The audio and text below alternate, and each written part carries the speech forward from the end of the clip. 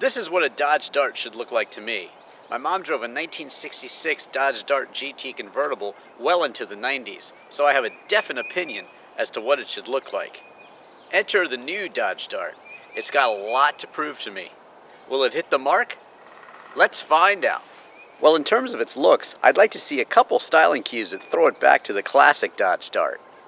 Unfortunately for Mopar fanatics, there's not much to tie it to the classic version in terms of its styling. That being said, it does have some nice modern lines to it. The nose does have a dart-like shape, and it certainly brings enough style as a new car to appeal to the masses. Stepping inside, I do think they hit the mark, at least with the interior. The twin bucket seats have a cool pattern to the cloth stitching, and they're very comfortable and supportive too. The white stitching on the seats matches the armrest, and the armrest opens up and hides some storage, also some technology. A CD player, a charger, and also a USB hookup and a hookup for your smarter iPhone too. Moving forward, you get two cup holders and a real handbrake too. The 6-speed automatic transmission also has a shift it yourself option. You get more storage here plus one more charger. The ventilation controls are straightforward and easy to use. Other manufacturers should take note. Very nice. I really like the way Dodge lays out this infotainment screen. Everything's right there. Change your presets if you like. It's very easy to program your channel. Just hold down the button. This is the way an infotainment screen should look. Big, easy to read, clear icons, user-friendly. Moving across the dash to the steering wheel, you have controls for your Bluetooth, of course your cruise control too, and this being a Dodge, you even have controls behind the steering wheel, change the volume or channel. Excellent. The gauge cluster is also straightforward, easy to use. You have a menu in the middle there that you can control on the steering wheel. Gives you lots of useful information. You can even have a digital setting for the speedometer if you want. Nice. To the left of the steering wheel, another vent, of course. Tweeter up top, and controls for your illumination of the dash, and of course your lights too. On the door, there's where you release the gas filler. Power windows and door locks there. Cup holder and some storage in the door. So yes, for the interior, this Dart definitely hits its mark. Out back you get a little storage there. Not enough room for a cup holder in the door, but seating for 3 across with very good legroom for its class. Fold the armrest down and you get 2 cup holders. Also, some storage. There's also a pass-through into the trunk for skis. Pop the trunk, which is under the dash, and you will find a very large trunk. There's even more storage underneath, plus a handy pump. And yes, conveniently, the back seats also fold down for even more room.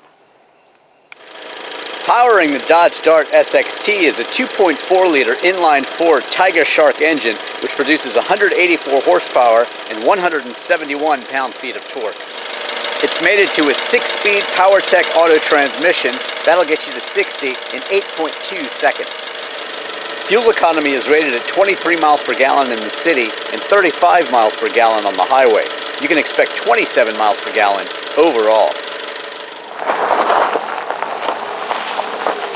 Pricing for the 2014 Dodge Dart ranges from about $16,000 to $23,000. Now my test car is the SXT, and that comes with the inline 4-cylinder 2.4-liter engine. Options include the $1,250 6-speed PowerTech automatic transmission with auto stick, the $595 28B customer preferred package, and that includes the large 8.4-inch Uconnect touchscreen, also the glove box lamp, remote USB port, single disc CD player with iPod control, illuminated instrument panel surround, and the Park View rear camera. It also has the $195 Sirius XM satellite package that you get for 6 months. So with all that, you're out the dealer door at $21,530. Now, that seems like very fair money to me. Competition ranges from the Volkswagen Jetta to the Toyota Corolla, Chevy Cruze, all strong competitors, but I think the Dart benefits from being all new. It's a new name out there,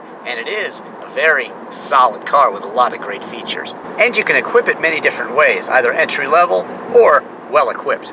One thing that stands out about the Dodge Dart is the way the infotainment screen is just very well laid out. Also, all the knobs and buttons, very easy to access and very simple to use, and that's important. I think a lot of manufacturers really try to reinvent the wheel when it comes to their infotainment interface, and I think they should all look to Dodge here. This one is very good. Driving in a winter wonderland, and the only thing I'm really missing is heated seats. The defrosters work well front and rear, and the brakes, very nice. It's also gripping very well in the snow, sleet, and slush, and ice. Checking out the night look here on the Dart. A little too much red for my taste, but they do it with a little bit of white to offset it, and I like that. Overall, not too shabby. Nice S-turn here, and predictable bit of understeer, but this Dart is really a sprightly car. It is easy to dart in and out of traffic with it, pun intended, and it hits its mark. It's pretty fun to drive. Not an exceeding amount of feedback, but you still know what it's doing at all times, and the handling is predictable. And it's surprisingly peppy. And I like that you have the option to shift it manually. Get the revs up near redline, and it's a very raspy sound. You don't even need the radio, because that's music to your ears. Now, of course, Fiat now owns Chrysler Dodge, and so therefore you have access to all those cool Italian cars.